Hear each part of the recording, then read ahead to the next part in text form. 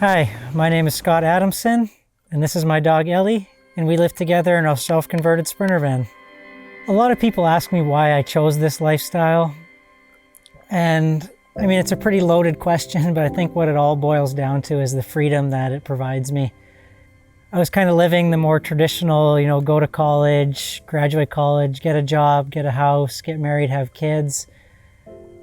And something about it I just wasn't enjoying, and I knew I needed a change. So I think a lot of people look at van life as this, phenomenon that's taken over the internet, and they see van life as something that's going to solve all of their problems. And van life isn't easy, and it's not as glamorous as we all make it out to be, and I'm guilty of it too.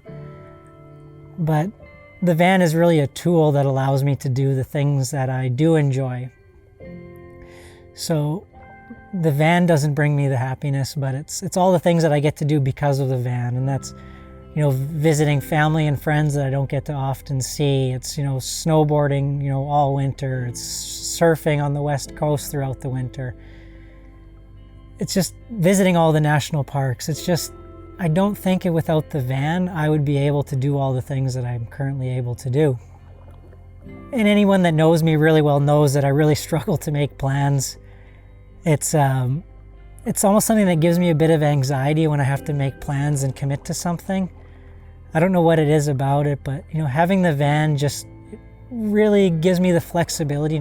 Everything I need is kind of within 10 feet of me at all times. So if I'm ever feeling anxious or like I need a change, it's amazing, how different your scenery can be within one day of driving. And I think for me, having that ability just kind of up and go at a moment's notice is what really settles me down and allows me to kind of stay in this constant state where everything's just kind of good. And, if it's not good, I just change. And that's something that I don't think I'd be able to do as easily or readily if I was, had a more permanent or fixed lifestyle.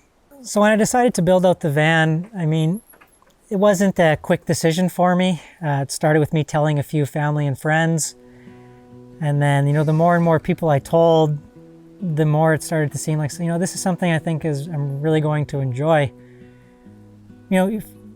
Friends, they don't really care. You tell them you're going to live in a van, whatever. But my parents, they were, at first they didn't really understand it.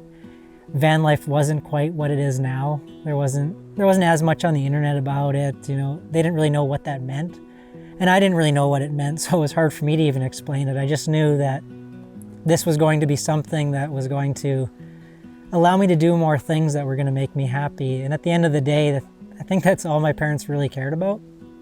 Growing up, my family, we never really had a ton of money, but my parents, they made every sacrifice they could for my sister and I.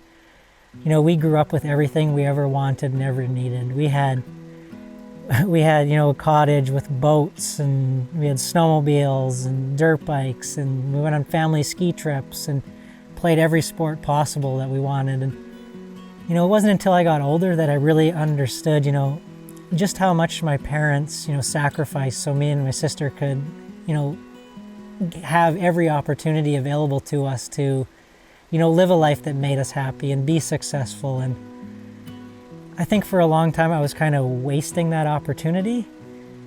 And, this van project, it was pretty special for me to be able to get my family involved. My dad, he helped me out a ton. And, my mom helped and my sister helped. And just, by getting them involved in this project, I really think that it allowed them to kind of see, the project from start to finish, and just kind of see the transition in my attitude and how happy this made me and how excited I was to kind of take on this new journey and adventure.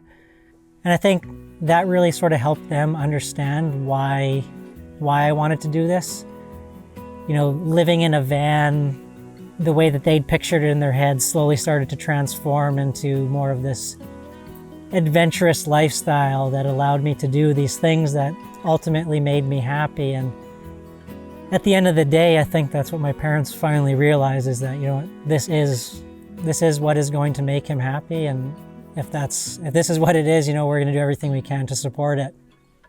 Building out this van took me about 5.5 months, and I'd be impressed if anyone could build one out any faster for their first time. There's just way too much research. Nothing in these vans is straight or square. Everything's so unique. So for your first time, if you think it's going to take a month, it's probably going to take you 2 or 3 months to complete that. So just keep that in mind. I think a big part of this project is, you know, make sure you enjoy the process. Don't rush it, because the minute it starts feeling like work or you have deadlines you're missing, you're going to stop enjoying it. And I think a big part of me for this lifestyle was, you know, enjoying it start to finish. And, you know, the starting was building out the van. So, you know, I took my time. You know, I still worked hard and long on it. And there's definitely days when I went out to the van in the middle of winter and I just did not want to do one thing on it. But, you know, very early on in the build, I knew my initial timeline of 3 months wasn't even going to be close.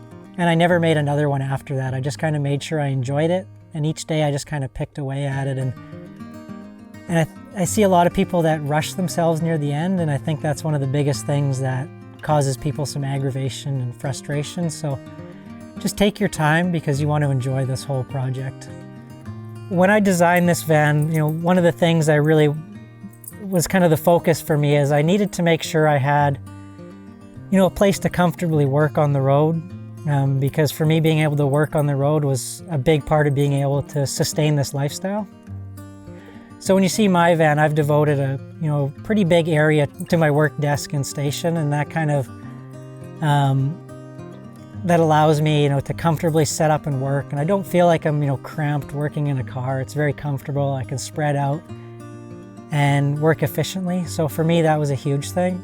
You know, for a lot of people, that wouldn't be as big of a priority, but for me, it was something that, you know, I needed to make sure I incorporated into the design of the van. Since I knew I was going to be working on the road, my power consumption was something I was really concerned about. So I ended up going with 520 watts of solar power, which is, you know, probably overkill for most people, but since, you know, I do run my computer all day, charge camera batteries, drone batteries, and I also cook with electricity using an induction cooktop, I just didn't really want to have to worry about my power needs. So I, you know, used as much space on the roof of the vehicle that I could and filled it with solar panels. In my van, I'm prepared for 4-season travel, so I carry a ton of gear with me at all times. On the roof, I have 3 surfboards, 2 snowboards, 2 wetsuits, golf clubs, and I swap between some seasonal clothing inside the Thule and inside the van. And then recently, I even added a mountain bike to the van. When you come inside the van, it's important that, you know, all of my basic needs are met and that everything has its space. It's funny how most people, when deciding to live out of a van, struggle to pare down their lives enough to fit everything in the van. But for me, after being in this space for almost 4 years, I'm constantly considering getting a smaller van. When you live out of a van, you're always learning how you use the space and what things you need and / want that you never would have thought of. So you really need to live in the space and figure out how you use it and what you need. For me, van life, it really wasn't a way of running away from my problems. It was more just a way for me to shift my perspective and to really prioritize time for me to really understand and make sure that I was on the right path. I think a lot of people get caught up in their, you know, day-to-day life. They're just so busy, you know, one day after the next, and they never really have time to take a step back and just kind of, you know, reevaluate if what they're doing is what's important to them and making them happy. And for me, this lifestyle, that's one of the things I enjoy the most, is I constantly have time to myself where I can just, you know, take a deep breath, look at what I have going on and make sure, is this what's making me happy? And if the answer is yes, you know, that's kind of the most important thing for me. I don't think that this is a lifestyle I'm going to do forever. And when people ask me that question, my kind of standard answer is, I'm not going to do it forever, but I'm going to do it as, you know, as long as it makes me happy. And it still makes me happy, so I'm still doing it. My one piece of advice I would give people if they're interested in this lifestyle is just make sure you're doing it for the right reasons. You know, the van isn't going to be the thing that makes you happy. You got to use the van to do the things that make you happy. And if you can figure out how to sustain that sort of mindset, and I think this lifestyle is going to be something you're going to really enjoy. So, don't really have much else to say, but I hope to see you on the road. Thank you very much.